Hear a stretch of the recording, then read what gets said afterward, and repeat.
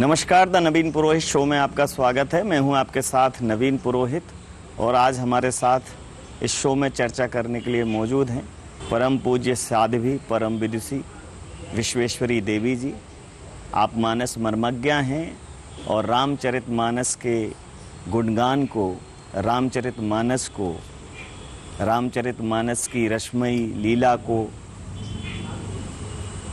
संपूर्ण विश्व में प्रचारित और प्रसारित कर रही हैं। आज वो हमारे साथ इस शो में हैं। मैं आपका बहुत धन्यवाद करता हूं कि आप मेरे शो में समय दिया आपने मुझे। जय श्री राम, जय श्री राम। मेरा एक प्रश्न है और वो प्रश्न ये है कि धर्म को लेके लोगों की धारणा जो है वर्तमान में बड़ी असमंजस की स्थिति है। धर्म चमत्कार है कि धर्म सहज है।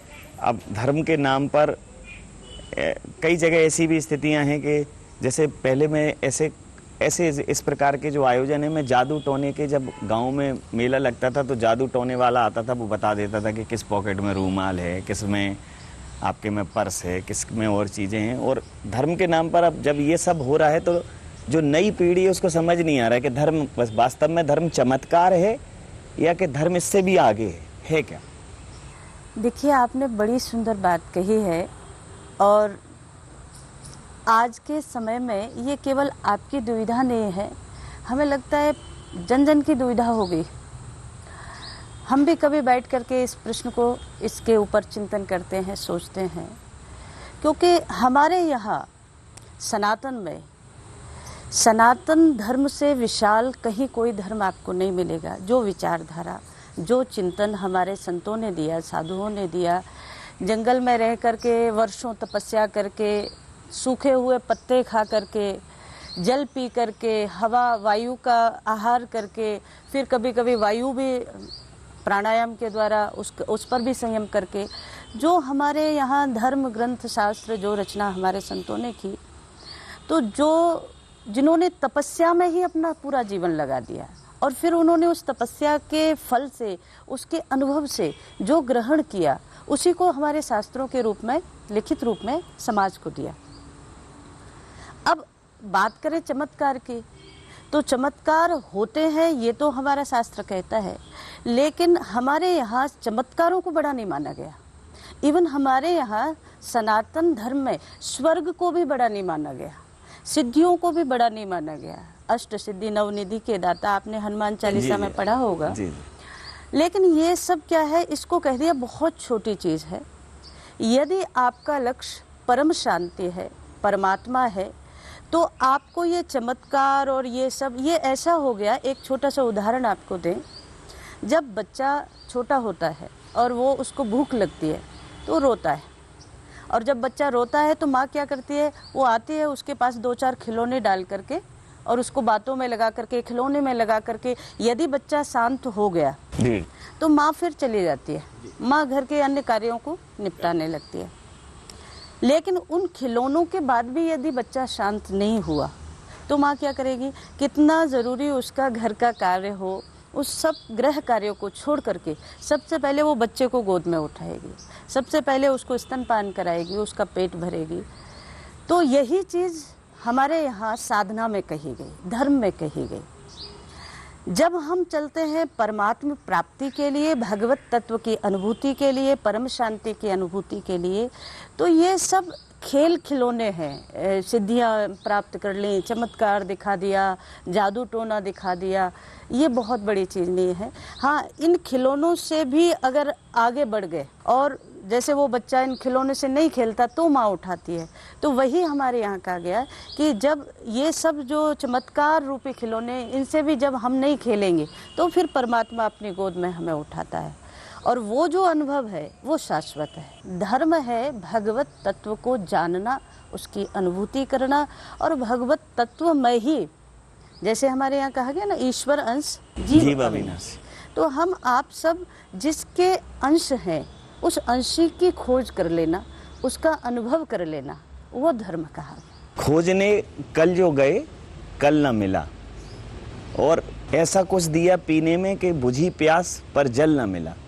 लोग जा तो रहे हैं धर्म की खोज में, लेकिन उनको वो संतोष नहीं मिल पा रहा है।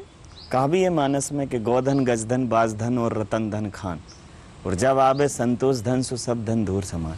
तो वो जो भीड़ है, उस भीड़ में जब भी उस भीड़ से मैंने साक्षात्कार किया, उनसे बातचीत की, तो बहुत बेचैन, बहुत कुपित, बहुत पीड़ित, बहुत असंतोषी लोग मिले। तो जब उनकी मनोदशा वैसी है तो फिर वो धर्म को कैसे समझे?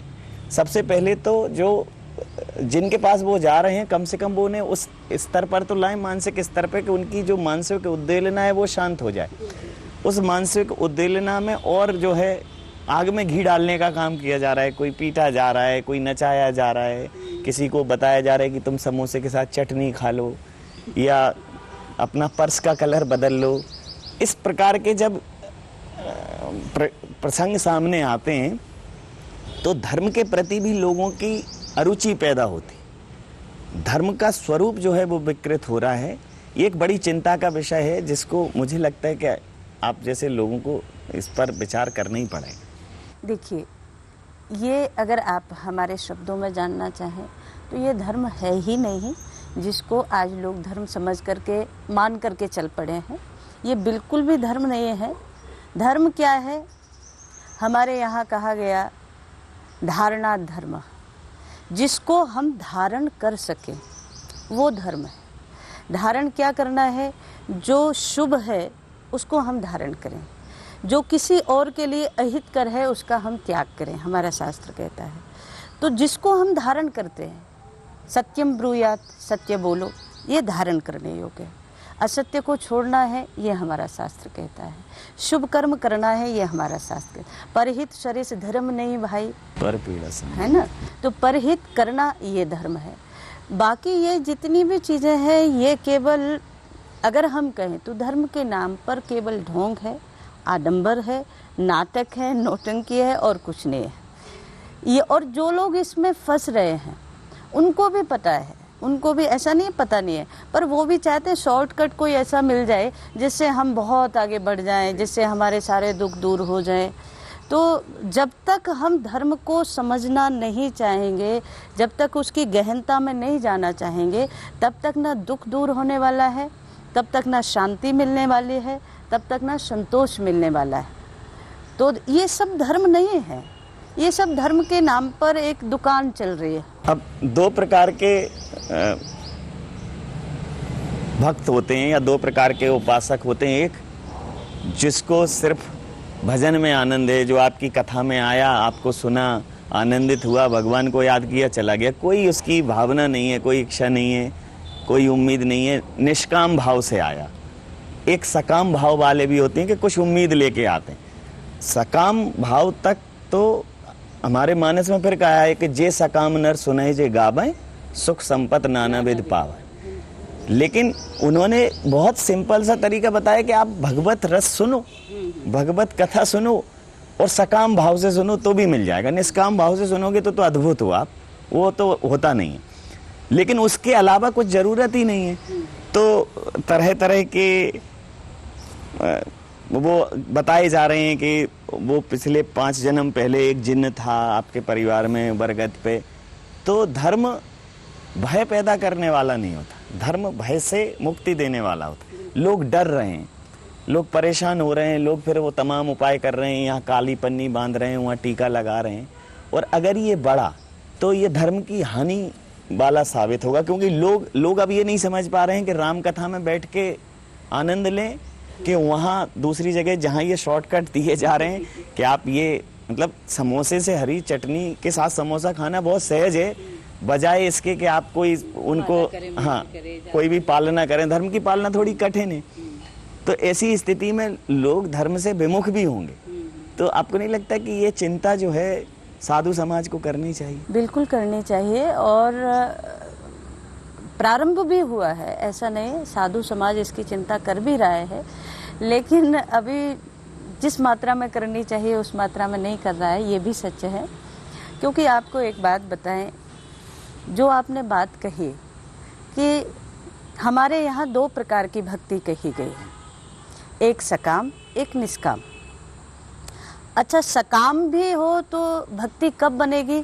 जब कामना लेकर आप अपने इष्ट के पास जाएंगे, बिल्कुल। उसको सकाम भक्ति कहा गया। निष्काम भक्ति वो है जब आपके मन में कोई कामना ही नहीं है और आप इष्ट के चरणों में बिल्कुल शरणागत हो गए और सब कुछ त्याग करके इष्ट के लिए ही आप लगे हो, वो निष्काम भक्ति हो गई। एक बड़ा सुंदर श्लोक आता है, अकामः सर्व कामो वा मोक्ष कामोदार्धी। आपके जीवन में निष्कामता है अथवा तो सकामता है, दोनों ही स्थिति में, अथवा तो मोक्ष की भी कामना आपके जीवन में, तो भी वो कहाँ से मिलेगा? परमात्मा के शरणागति से ही मिलेगा। दुनिया में कोई ताकत ऐसी नहीं है जो आपकी कामना को पूर्ण कर सके या आपको मोक्ष दे सके। हमारे यहाँ जो चतुर पुरुषार्थ कहा गया, तो चारों पुरुषार्थों के लिए परमात्मा की शरण तो लेनी ही पड़ेगी, ईश्वर की शरण में जाना पड़ेगा, और यही धर्म है। और जनमानस को भी जागृत होने की बहुत आवश्यकता है, क्योंकि जो प्रारब्ध में हमारे लिखा हुआ है और जो हमें भोगना है, तो हमारे धर्मशास्त्र कहते हैं कि प्रारब्ध को मिटाने की सामर्थ्य में किसी में भी नहीं। हाँ, भगवान की शरणागति आप लेंगे तो ईश्वर तत्व में वो सामर्थ्य है कि वो आपके दुख को छोटा कर दे या तो बिल्कुल खत्म कर दे और दुख की जगह आपको सुख दे दे। वो या वो दुख सहन करने की क्षमता देते। हाँ हाँ हाँ, तो वही चीज है। ईश्वर ने भी 12 वर्ष वनवास होगा, वो चाहते तो 1-2 साल कम कर सकते थे, हो सकता था 10 ही कम कर देते, 2 में ही कर देते, लेकिन पूरा लिया। जो भी तनाव था, जो भी समस्याएं थी, शायद उनका मैसेज यही हो कि धर्म जो है आपको समस्याओं को भी सहजता से लेने। देखिए, आपने बड़ी अच्छी बात कही अभी।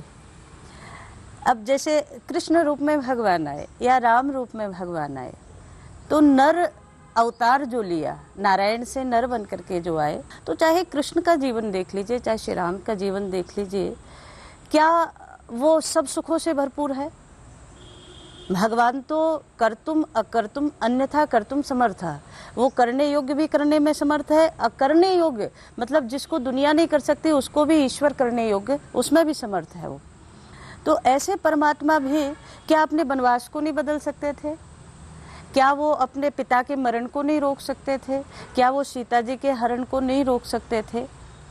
पर ये सब लीला उन्होंने इसीलिए की कि जनमानस की बुद्धि में ये बिठाएं कि दुख से भागना नहीं है, प्रतिकूल परिस्थिति से भागना नहीं है। जब तक आप प्रतिकूल परिस्थिति का सामना नहीं करोगे तो अनुकूलता के अधिकारी भी आप नहीं हैं। बिल्कुल ठीक। अब जैसे मैंने गीता का एक श्लोक पढ़ा, उसका मैं जितना समझ पाया हूँ, उसमें ईश्वर ये कह रहा है कि मतलब स्वयं भगवान कृष्ण ने अर्जुन को ये कहा कि अनन्यास चिंत्यन्तो माम ये जना पर्युपास्ते तेषा नित्याभियुक्ता नाम योगक्षेम बहाम्यम। फिर वो उतनी LIC ने चुरा ली योगक्षेम बहाम्यम कि हम आपकी कुशल क्षेम करेंगे। तो अगर आपको लाइफ इंश्योरेंस कॉरपोरेशन पे भरोसा है तो फिर ईश्वर पे भरोसा नहीं है।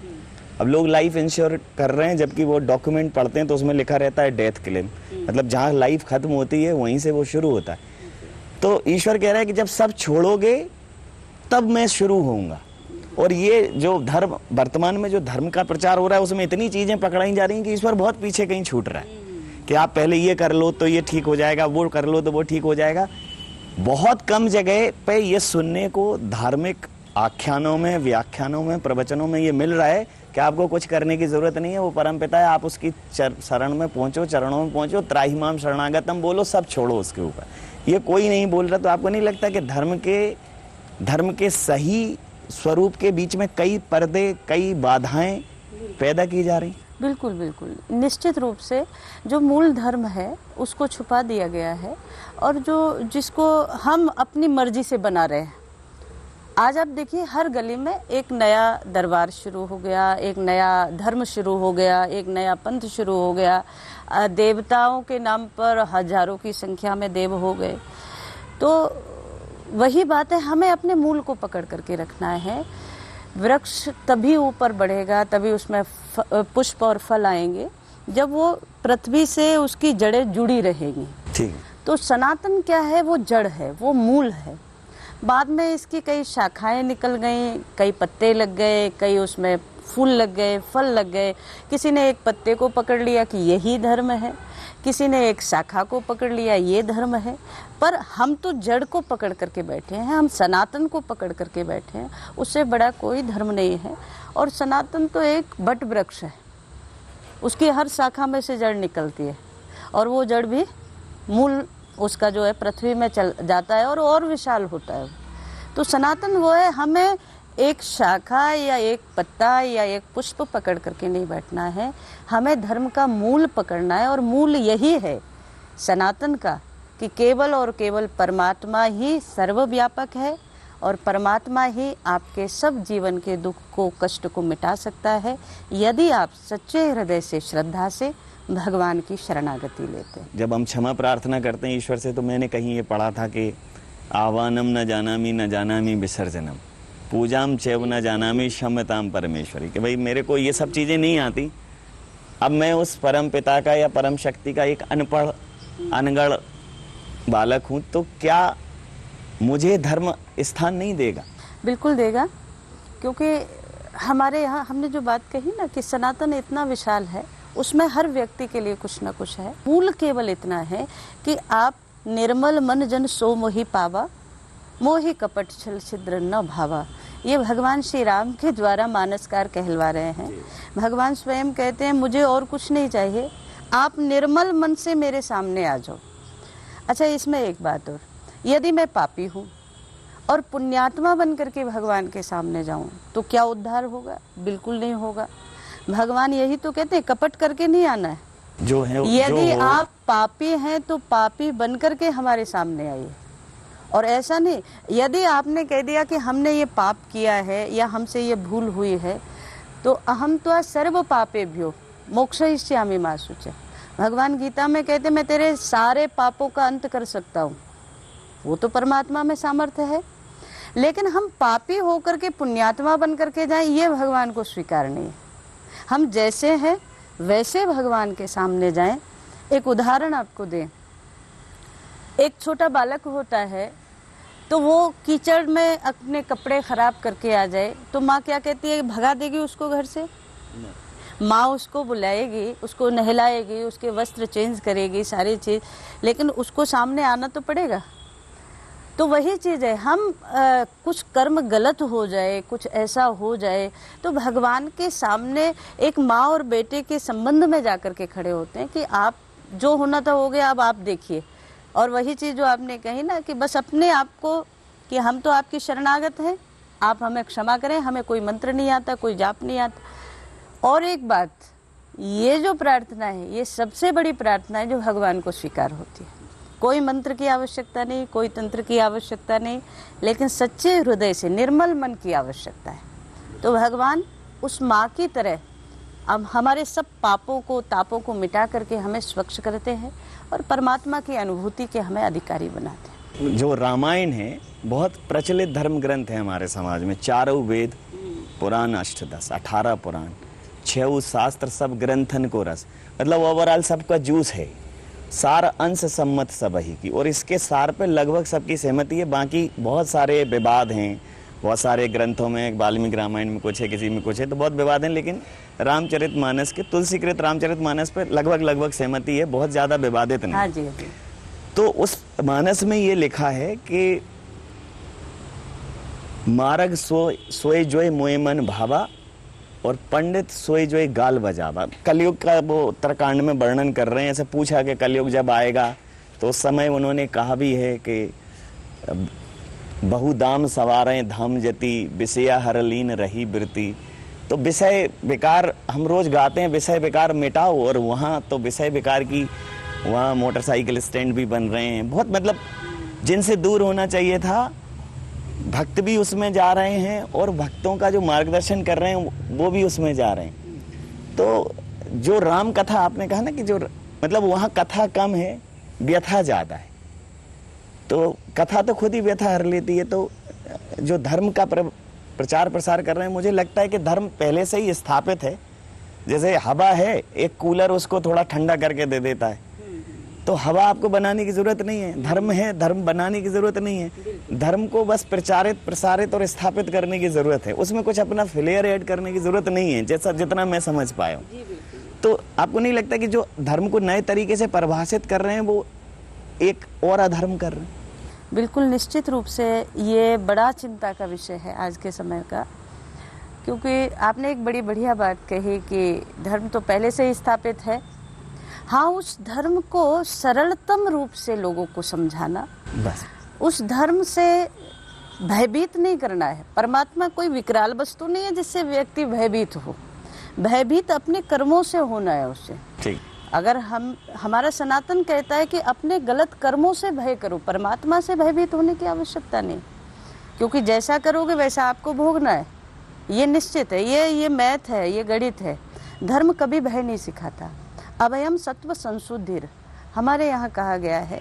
जब जीव अभय हो जाए तो समझ लो परमात्मा की बिल्कुल निकट पहुँच गया। ये हमारे शास्त्रों ने कहा है। तो ये सारी चीज़ें जो है कि एक धर्म को अपने अनुसार अपने तरीके से लोगों को बता देना, वो गलत हो रहा है। और जो हमारे वेद हैं, जो पुराण हैं, जो शास्त्र हैं, उनको सरल करके हमें लोगों तक ले जाना है। अगर हम कहें तो हमारी कथाओं का उद्देश्य यही है। आपकी एक कथा का मैं कथा श्रवण कर रहा था, तो उस दौरान भगवान रामचंद्र जी की जो वो दूल्हा सरकार बने हुए हैं, तो मानस में भी बहुत ज़्यादा उल्लेख उसका आया नहीं है, लेकिन उसके बाद कोहबर और ये सब प्रसंग जब आए तो एक आम आदमी भगवान के इतना निकट अपने आप को पाता कि अच्छा ये तो हमारे भगवान ने भी किया। हाँ जी, हाँ जी। तो वही बात है कि जो चीज़ उपलब्ध है और वो महसूस नहीं कर पा रहा है, तो उसको उसकी अनुभूति कराना और उसको इस बात के लिए तैयार करना कि परमात्मा बिल्कुल तुम्हारे जैसा ही है, तुम्हारी आत्मा ही परमात्मा है। जिस दिन तुम उसको उसमें धारण कर लोगे तुम उससे साक्षात्कार कर जाओगे।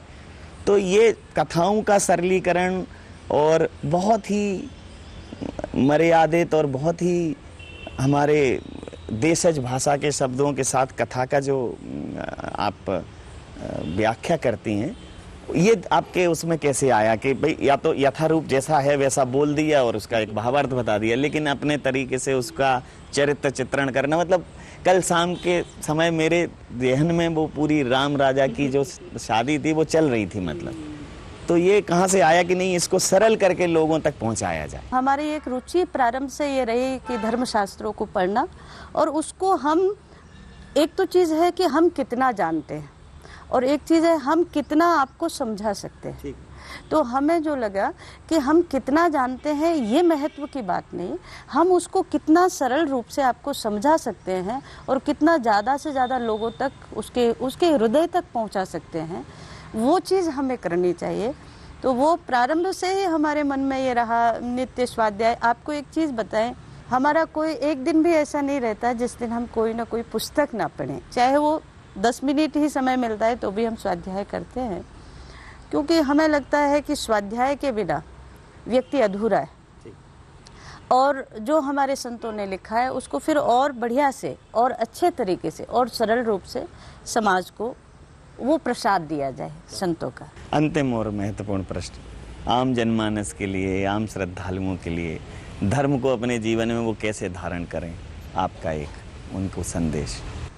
सबसे बढ़िया बात आपने कही, क्योंकि बिना धर्म के कुछ भी नहीं है। बिना धर्म के मनुष्य भी पशु है। धर्म ही तो है, विवेक ही तो है जो पशु और मनुष्य में भिन्नता करता है। अब आपने कहा ऐसा सरलतम साधन क्या है जिसको धर्म के रूप में व्यक्ति धारण कर सके, तो सबसे सरलतम यही है कि अपने जीवन में कभी किसी का गलत चिंतन नहीं करें, कभी किसी के लिए गलत व्यवहार नहीं करें और कभी किसी के प्रति भी गलत भावना से कोई कर्म ना करें। ये जब हमने जीवन में कर लिया तो हम जो भी कर रहे हैं ईमानदारी से करें उस कर्म को, तो आपकी कर्म ही पूजा, हमारे यहाँ कहा गया कि आपकी कर्म ही पूजा है।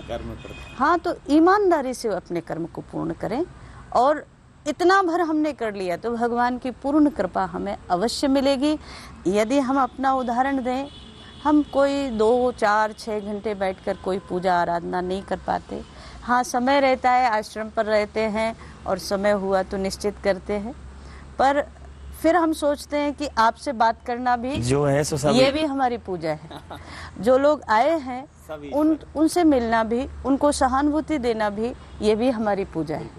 हम जो कथा कर रहे हैं उसके माध्यम से यदि 1000 में से 10 व्यक्ति भी अपने सही रास्ते पर चल देते हैं तो वही हमारी पूजा है।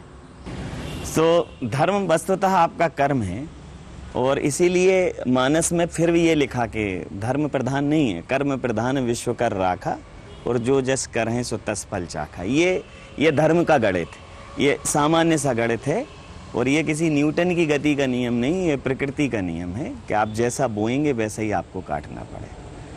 और ये जो जिज्ञासा और ये जो संदेह आपके जेहन में है कि फिर ये जो तमाम धर्म के नाम पर दरबार और दुकानें चल रही हैं, वहाँ लोगों को कैसे सहजता मिल रही है, कैसे लोगों को शांति मिल रही है। तो धर्म चूँकि सहज इतना है कि भाव को भाव अनख आलसहूँ, नाम जपत मंगल दिस दसहूँ। तो किसी भी प्रयोजन से, लालच से, भय से, डर से, कहीं भी जब राम का नाम आएगा तो मंगल हो जाता है, और उसी वजह से ये सब चीज़ें चलती हैं। आज परम पूज्य साध्वी जी ने धर्म की जो सहज परिभाषा दी, जिस तरह से धर्म को धारण करने योग्य बताया, और बताया कि धर्म हमारा रोज का आचरण है, हमारा रोज का कर्म ही धर्म है। तो धर्म के लिए सिर्फ ईश्वर का सामीप्य जरूरी है। धर्म के लिए ज़रूरी है कि जहाँ राम का नाम हो, जहाँ प्रभु का नाम हो, वहाँ हम भी सम्मिलित हो जाएं। किन शब्दों में मैं आपका आभार व्यक्त करूं? कई जगह ऐसा होता है जहाँ भावनाएं मुखर होती हैं, वाणी मूक हो जाती है। बहुत बोलने वाला व्यक्ति हूँ मैं, लेकिन आपके लिए मेरे पास कोई शब्द है नहीं। मैं सिर्फ आपको प्रणाम निवेदित कर रहा हूँ। बड़ा ही अच्छा लगा, और आपने जिस तरीके से गंभीरता, धर्म के प्रति गंभीर प्रश्नों को आपने किया और धर्म के प्रति गंभीर चिंतन आपने रखा, तो बड़ा ही सुंदर आपका चिंतन है। और आपके माध्यम से सभी को हम यही कहना चाहते हैं कि धर्म से भयभीत होने की बिल्कुल आवश्यकता नहीं है। जैसे माँ और बेटे का संबंध है, वैसे ही धर्म और हमारा संबंध है। उस रूप में हमसे भूल भी हो सकती है, कोई बड़ी बात नहीं है, हमसे गलतियाँ भी होती हैं, पर जैसे एक माँ अपने पुत्र को क्षमा कर देती है, ऐसे ही परमात्मा हमें क्षमा करते हैं, रोज़ क्षमा करते हैं। क्योंकि यदि हमारी गलतियों को ईश्वर गिनना शुरू कर दे तो 1,00,000 जन्मों में भी हमारा उद्धार नहीं हो सकता। उस रूप में हम सहज रूप में धर्म को धारण करें, सहज रूप में अपने जीवन में धर्म को सहयोगी बनाएं। बहुत बहुत बहुत बहुत धन्यवाद आपका। जय श्री राम।